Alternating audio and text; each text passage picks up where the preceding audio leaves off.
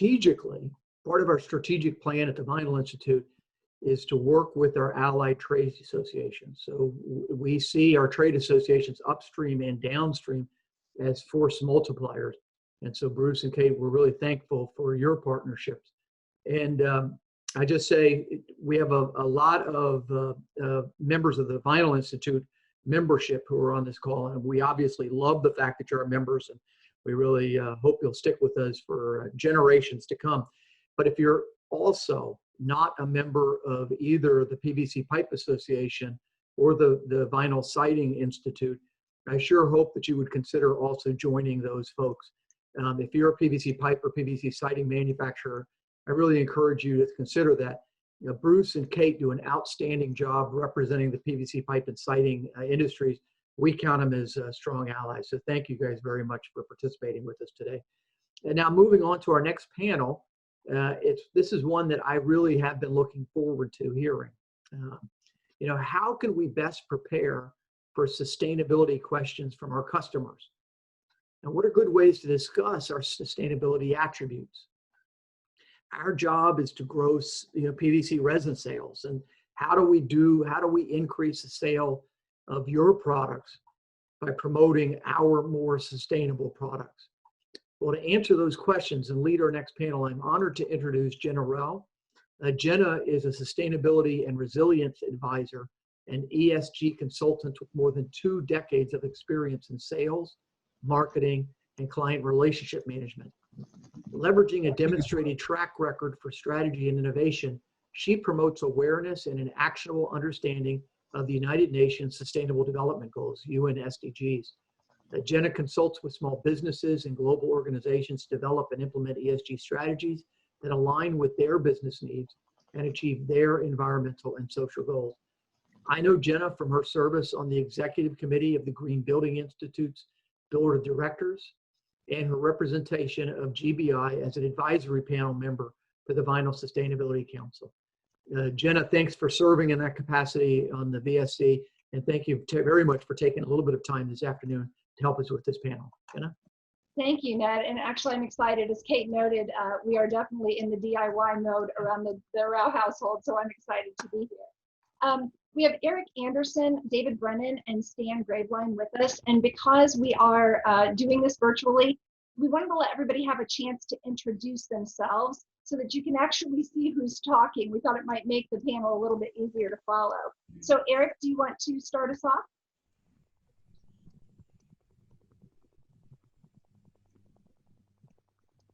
Is Eric on mute, Jen? My apologies. Can you hear me now? Yes, we can. Thank you, sir. Thanks for having me today. I'm Eric Anderson, president of Halstead International, which is part of a family of companies that folds under HMTX Industries. We are a global supplier of LVT. Specifically, Halstead is an arm of the company. We actually focus on DIY and home center, big box home center business. And boy, and what a great time to be in that footprint right now, right? We can talk about more of that as we go down the line, but thanks for having me today. Excited. David? Good afternoon, everybody. Again, my name is Dave Brennan. I'm with the AZEK Building Company. My role is a national sales manager with specifics towards the exterior side, trim and siding products. And I'm excited today to talk to you all about what we've launched recently in regards to sustainability with our product lines, notably the recycling efforts from end users with our products. So I'm honored to be here, and thank you. Thank you. And Stan, how about you? Hi, I'm Stan Graveline. I'm the Senior Vice President of Technical Services and Sustainability for Sika Corporation's Target Market Roofing. We supply PVC roofing membranes into the commercial, industrial, institutional roofing industry. We are a global supplier of the materials, leading supplier of the materials around the world. And when I'm not doing that right now, I'm also the chair of the Vinyl Sustainability Council. So wearing 2 hats here in this presentation today. It's great to be here. Appreciate everybody joining us today. So, gentlemen, you guys cover a pretty broad section, right? We're talking B2B business, B2C business. So I don't want to limit the conversation, and I want to try to make this as interactive for the participants as possible. Looks like we've got an extra 78 attendees, so hopefully we'll get some good questions. So I'm just going to jump in, ask the hard question, and we'll figure out which one of you wants to hop up and answer. Does that sound fair? Sure. Sure. Okay, so here's the big question to start with. You know, with everything that folks have talked about, and I love listening to Kate and Ned's comments, as well as Bruce's, tell us a little bit really about how your industries or your companies are shifting in this new focus and prioritization of sustainability. Because I'm imagining there's some differences for you all. I'm just going to call if I have to. Eric, do you want to jump in? I'll go ahead and take that. I mean, I think in the total category, I don't think where we've really, sustainability is in our corporate DNA. You know, 5, 6, 7 years ago, we were talking about sustainability in many of our meetings, and people weren't really paying a lot of attention to it. That's when they were checking their phones for messages and everything else. And we have just constantly have been hitting on that and pushing the envelope on relevance and trying to build trust.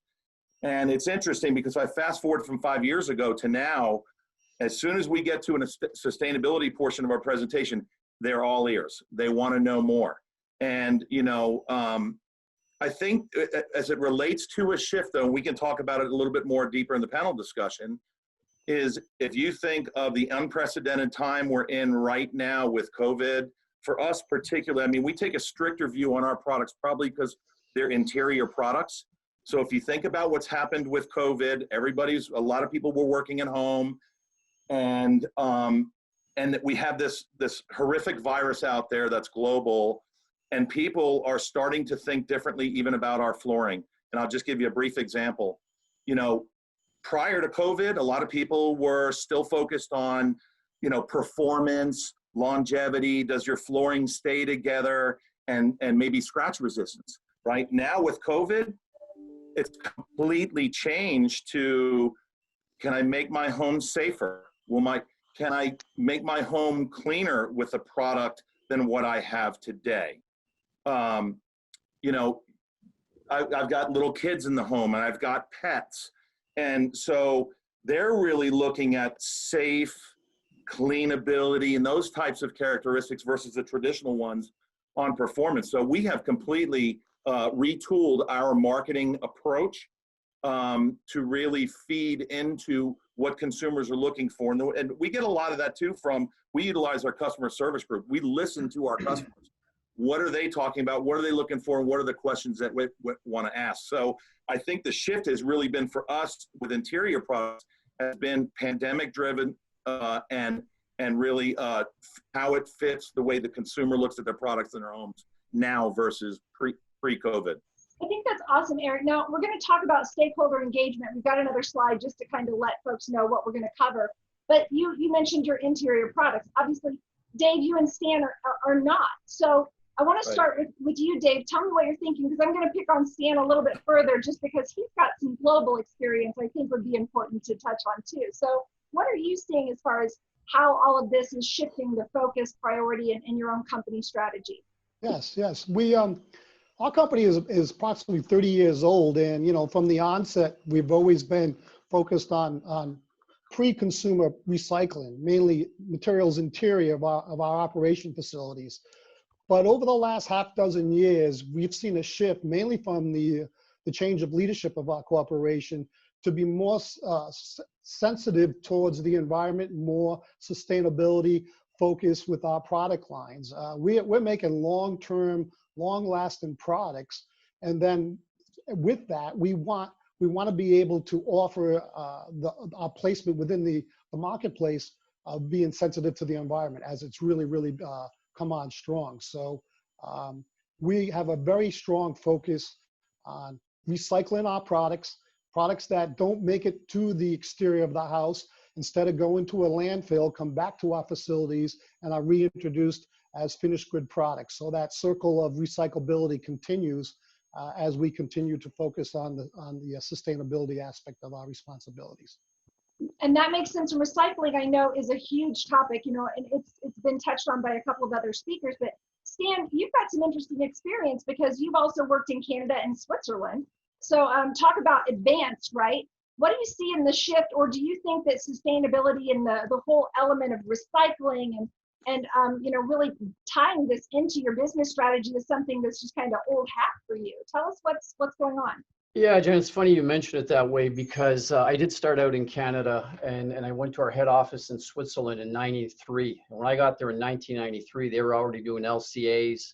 They had already developed a post-consumer recycling program, all things that were alien to me. I always had a product management. I didn't know what an LCA was. And so I had to learn that. And you know, by the time I came to the States in '99, and you know, it was easy to bring that stuff to the US. And we were doing a little bit of it in the US, but certainly I had a great advantage of having done it in Europe and having the company's support and you know, wanting us to initiate these things and supporting them. I would tell you, we probably in many of the things we've done and continue to do, we're sort of in some ways maybe too far ahead. When I think of the first LCAs we did, people didn't know what an LCA was, and we spent $20,000, $30,000, $40,000, and the customers would look at you glassy-eyed. But I think what it does is it sets a culture in our company, and our salespeople know that, and our technicians know that, and so you know, we are very firmly based in that. People are comfortable talking about that from the time they join the company. We spend a lot of time training them on those aspects, and you know, the executives have key MBOs every year that have to be sustainability related. So it's just an ongoing progression, and it continues to evolve and will continue to evolve. But yeah, we've got a long history of it. And again, we have the good fortune of a parent company that recognized that in Europe literally decades ago. So it's awesome to me that you mentioned that about, you know, what the executives are expected to do, right? Because one of the things that we have here is accountability. I mean, you know, we've touched on a lot of things with like I said, with the other speakers, and I wish we had a little more time to chat, guys. But you know, I hear transparency, I hear recycling, sustainability, resiliency, accountability. How do you think that, you know, all of these different topics and elements are being tied to accountability in your firm? Like, what are people being asked in their roles and responsibilities, right? Whether it's sales, you guys, to really focus on and to be able to talk about and educate the rest of the you know, different stakeholders. And that's a big question. Like, what are you being asked to focus on, or what trends do you see when it comes to accountability and all these different topics? And Stan, I'll just stick with you since I've got you on the hot seat. Yeah, I mean, our goal as a company is to be one step ahead, to be the leaders in our segment, so low slope commercial roofing. And we do that with our own company initiatives, and we do that through industry initiatives, being the chairman of the VSC, for example, being involved with the Chemical Fabrics and Films Association, and trying to drive industry change as well as company specific change.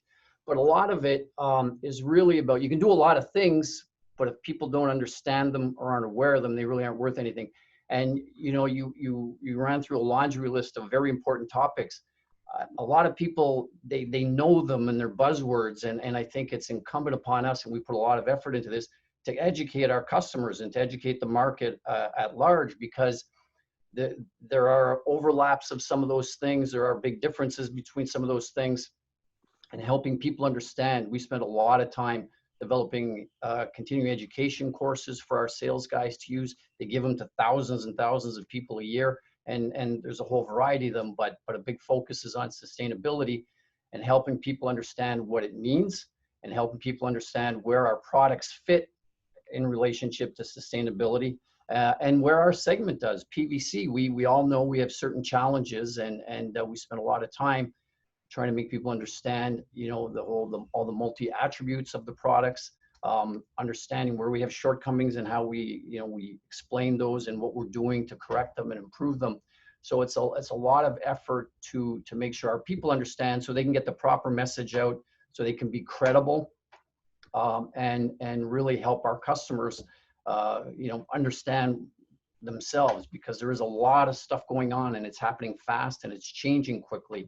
And I think at times, you know, I do a lot of presentations with our sales guys, and I think for the customer sometimes it's even confusing. Intuitively they like it, it makes sense to them, it's motherhood and apple pie, but I think sometimes it leaves their head spinning, and it's changing fast and it's evolving fast. So I want to jump to make sure that we can cover everything. So Susan or Jen, if you could just go ahead and switch to the next slide. I'm still going to pick on Eric a little bit here because he brought up a really good point. There's a big difference, right, between Stan, what you're talking about with roofing, and David with your term in siding. But Eric, you brought up the whole idea of, I've got little kids, I've got dogs, right? So what kind of maybe transparency or accountability do you think has become more of a priority, with the way things are going in the world today? Well, again, I think people, they're in their homes now more than ever. So it's really, the focus and the shift has really been on safety and on health, whereas prior it was performance. I think, you're talking about identifying stakeholders. The first and foremost is we listen to our customers, but then also, when you talk about stakeholder engagement is really critical because once you get a group of stakeholders, then I really look at stakeholders as partners because everybody's got an interest, everybody has an inquiring mind, everybody's got some top of mind topics or some new topics that are introduced. And it's really, I think the stakeholder plot becomes more of a holistic team in the industry. So, I mean, as far as we're concerned, transparency is critical. It's really part of us building our product authority and our leadership with our customers and in the industry. And you were talking earlier about how do you, internally with your company, how do you kind of drill down? We really haven't had the need to drill down because, like I said in the beginning when I introduced myself, we've been talking about it and doing things in that space for a long time. So we've taken a leadership role in that. And actually, when you talk about sustainability, it's part of our value proposition to our customers as well. So all of our sales presentations, we talk about it. We talk about it not only in our products, but we talk about it in our operations, our processes, and our people. Stakeholders is definitely a critical success factor for where we all kind of think the end game is. But make no mistake, I think transparency is fluid. The environment's changed. What else is going to change? We don't know. So you have to expect that it's fluid, and you have to be on the front end of it and take a leadership position. I think finally, what I wanted to say was, though, that transparency piece is really building trust with our customers. We're actually the first and still only in big box retail to produce online content. We actually built a transparency sheet for each and every one of our products that includes but not limited to contents. And we're basically saying to the world, here's our product, here's everything that's in it, and it's okay, and it's safe. It's okay, and they appreciate it, but we're building equity and trust with our customers for doing that. I think that's awesome. So Dave, I feel like you're kind of in an interesting position, right? Because with Eric, I look at my floor every day. Probably don't mop it as often as I should, but I'm definitely aware of it, right? And I think about it. With Stan, right, I do think about my roof because we've had worse weather come in. So resiliency is something top of mind for me all the time. But when it comes to your products, you've got to kind of balance, and I think there's an even less awareness, if that's fair to say, about even what questions to ask. How do we evaluate your company when it comes to, or similar companies, right? When it comes to the PVC products, is it resiliency, or is it sustainability, or what's driving those buying decisions, Dave? And how are you addressing all of these topics he's brought up? Good question. And those two attributes, resiliency as well, is very, very foremost top of mind with our customers who buy our products. They want the aesthetics, they want that long-term durability, they want that low maintenance attribute. And so with that being said, they are very much focused on products. Our customers today and our future customers are becoming more demanding in regards to those attributes, but as well as the environment. And when you talk about PVC, that acronym is not always the most friendly acronym to hear out there in this world today. But if you really understand what PVC is all about, it meets the needs of these customers and these future generations. Our leadership team has annually keeps 300 million pounds of scrap from the landfills. Our new objective is going to keep $2.5 million and 2.5 million pounds annually out of landfills.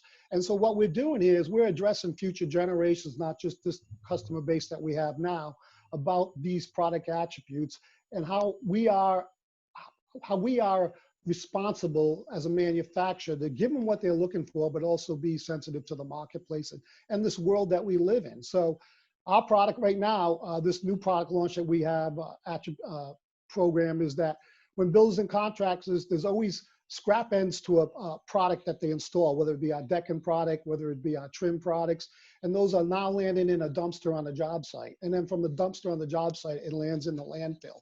So what we've done now is we've launched a program where we take those scraps via bins, and we use the channel distribution partners that we have, that we take what we project to be 2.5 million pounds of scraps back to our factories, recycle them, and put them back into finished grade products. So that's a key thing in addressing not only the products that we provide to them as a solution to their house, their building, but also being very mindful of their concerns for this planet and this environment. I think that's amazing. And I love hearing, right, that we're diverting all of these materials from landfill and absolutely looking at reuse and repurpose. So the four little topics that we have here under stakeholder engagement for everyone who's listening, these are things that all three gentlemen talked about, right? It's absolutely critical to understand who your stakeholders are, what it is they want from you, what are they asking for, what are they saying. You have to address those effectively, and a lot of that has to do with communicating with intent. So Stan talked about education. You know, Dave and Eric were talking a lot about the training, but I just want to give each of you a little bit of time to talk about what you're doing around stakeholder engagement. Because I know, Stan, you talked a lot about the importance of, you know, do we talk about the chemistry makeup of stuff, or, you know, maybe do we talk about the less tangible benefits like the durability, or, you know, what's happening with the material, and you guys are all coming from a different perspective. So I want you to tell me, who wants to jump in and talk about, you know, the really hard-hitting topics around how you're engaging with your stakeholders first? And I'll jump at the same time. I can go first. You know, our stakeholders, we have kind of a three segments of customers. We physically sell our products to roofing contractors. Someone's got to install them. But our goal is to convince big owners, big commercial, institutional, educational owners to want our products. And then there's architects and engineers and designers in between.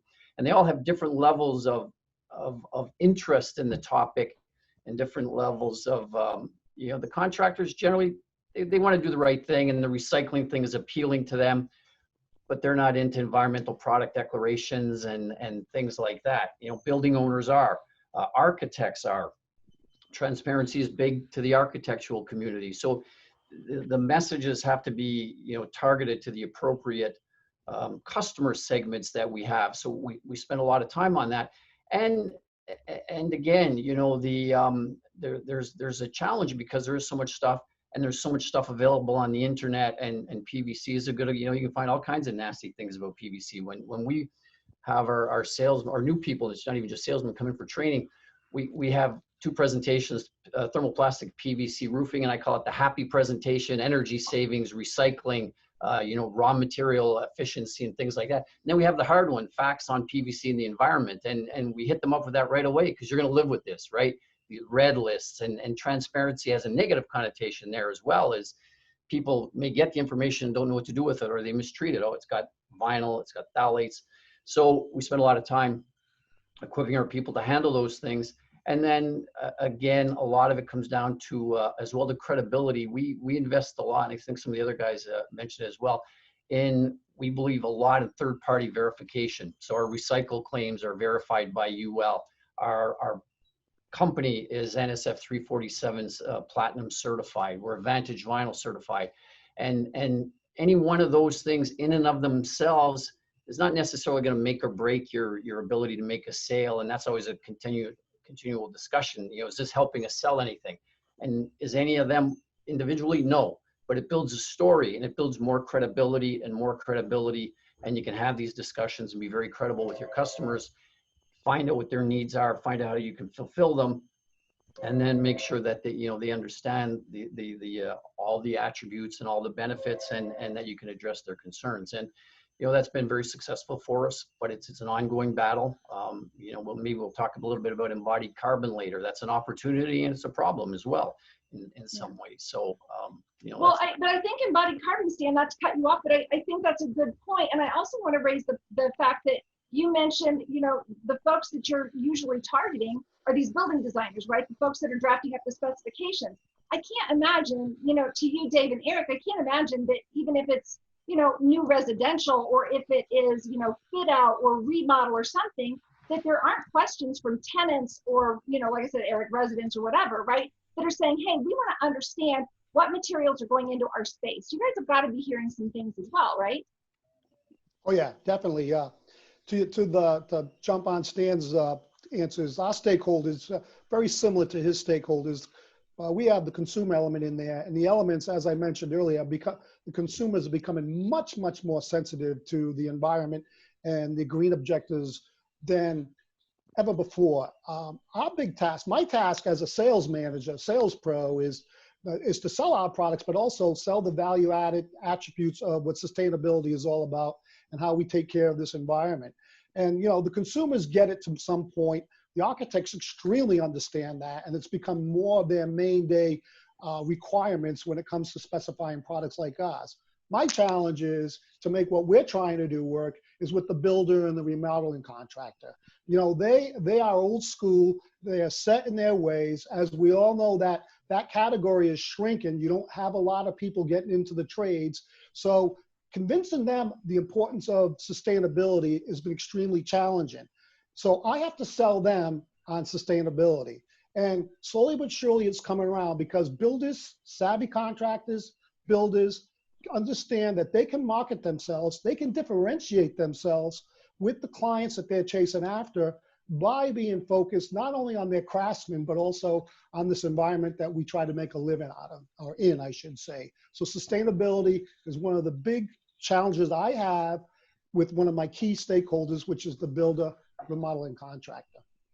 Okay, and that's excellent. Now, Eric, you said you guys were kind of ahead of the curve, right, when it comes to providing proactive information out there to the consumers, especially, the folks like me that are doing our DIY projects, hopefully doing them well. But what are we really asking for? Because Stan talks about embodied carbon, and I want to touch on that, Eric, but I also want to keep in mind that is not something, kind of like LCAs, Stan, not something everybody feels really comfortable talking about, or even, wants to be asked, about that when it comes to their products, right? Because it's still kind of a new theory out there for some folks.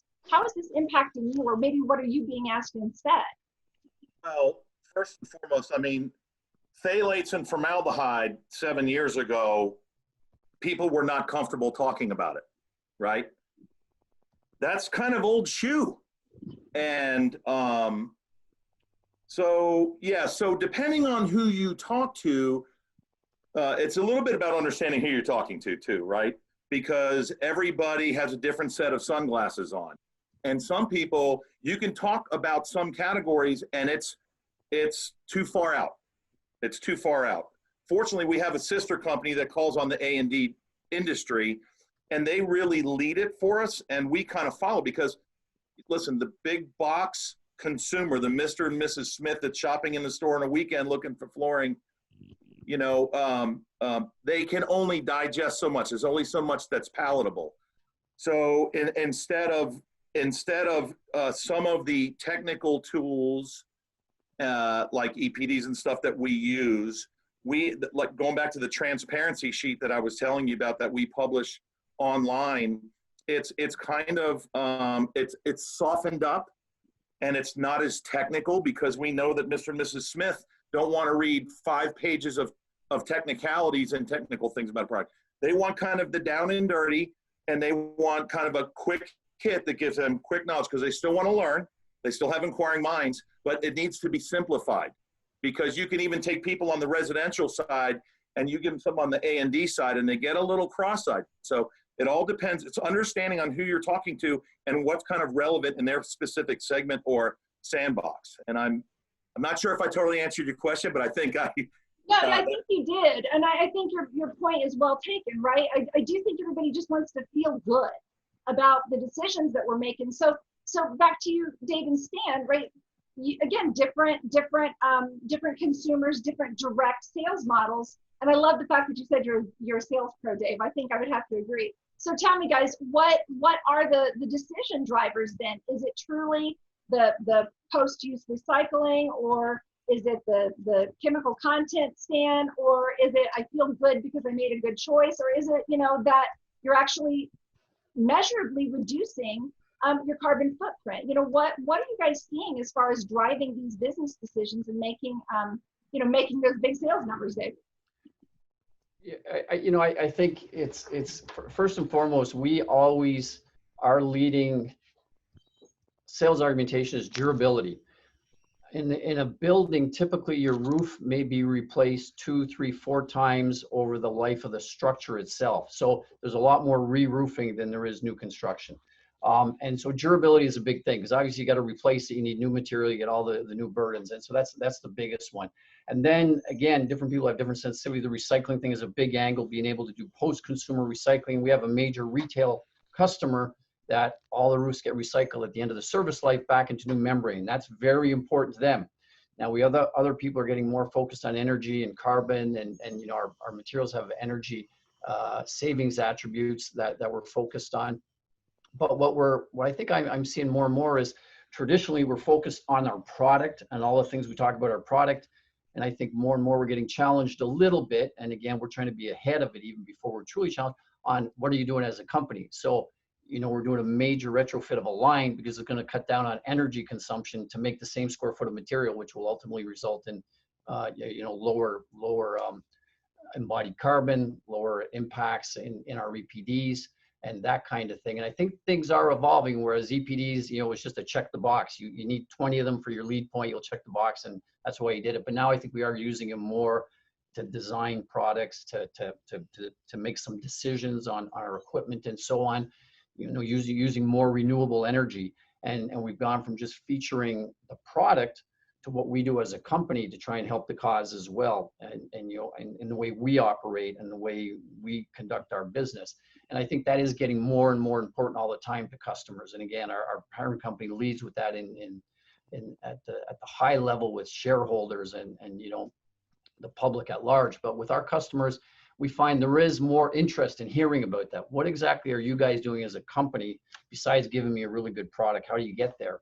And again, so it's investments and it's training, it's education when you do that, to be able to communicate it and show what you're doing and show improvement. I think that's the other thing that's being recognized more and more, is to be constantly improving and to be doing better all the time, which we try and capture, for example, in Vantage Vinyl, to have these continual goals that push you to go further and further. And I think that's getting more and more important to our customers as well. Are you seeing the same thing, Dave? Oh yeah, look, you're gonna have a good product. If you have a good product, it just doesn't end there. It goes to where we are today, where we have to do business, this environment. You have to address issues like you've mentioned, such as a carbon footprint. So with our product line, and even with our competitors, we deliver synthetic decking materials, we deliver synthetic trim materials. These products are part of that category shift, that conversion within each category that's dominated by wood products. So minimize that carbon footprint. You're not harvesting trees. You're not milling trees. You're not putting them on a truck and driving them halfway across the country for more remanufacturing of that product to a finished good, where we can control that and minimize that, and then use that as how we not only are good products that we have for your house, for your building, but we are sensitive to where this marketplace and where this environment is right now. You have to be, if you're going to have long-term success, and you're going to have to be sensitive to this world as we go down generation after generation. So, these are things part of our key attributes of our company, part of our core values, and they really have emerged within our company within the last half dozen years. Our leadership, our senior leadership team is very much focused on those attributes and those key points relative to doing business in the categories that we are in. So if you want sustainability long-term with your company, you got to be sensitive to today's environment. Well, one of the things I might add to that is we're trying to put these things in terms people can understand. So for example, you can't manufacture anything without having impacts. You're going to use energy, you're going to have emissions and all that kind of stuff. So our materials, cool roofing materials, contribute to energy savings. So, you know, we do things now like carbon balances. Okay, we consume so many, or we have so much carbon essentially embodied in the material. But if we save energy, the return on the embodied carbon is going to be in 2 years or 3 years or 4 years, depending where you are. So people can kind of understand that, you know, that again, there is an impact. There's no question there is. But there's a return on impact, just like there is a financial investment. You're investing in so many grams of carbon in the membrane, and you're going to save so many grams of carbon in energy savings every year. And, you know, within 2 or 3 years, you'll have paid it back. It's like people, you know, paying to plant trees when they go on vacation because they feel, you know, they're overcoming their carbon footprint of their vacation. So we're trying to show them by putting our materials on, you're going to get a payback. And in fact, going forward, you'll be well ahead of the game and you'll be net positive on that carbon investment, if you will. I think that makes sense. So just to, I think we're out of time, but Dave and Eric, just to kind of finalize, because I love the fact that Stan said, you know, these are opportunities. So Dave, what are you seeing? Opportunity or challenge or a balance of both when it comes to all of these changes? Clearly opportunity. You know, this world is changing right before our own eyes. So the stakeholders that we engage with on a day-to-day, week-to-week basis, they see it and they understand it. So it's challenging enough to sell a premium-based product, but you're going to get, it makes it even more challenging if you can't answer questions like, how are you taking care of this earth? How are you minimizing carbon footprints? What are you doing to keep our landfills empty?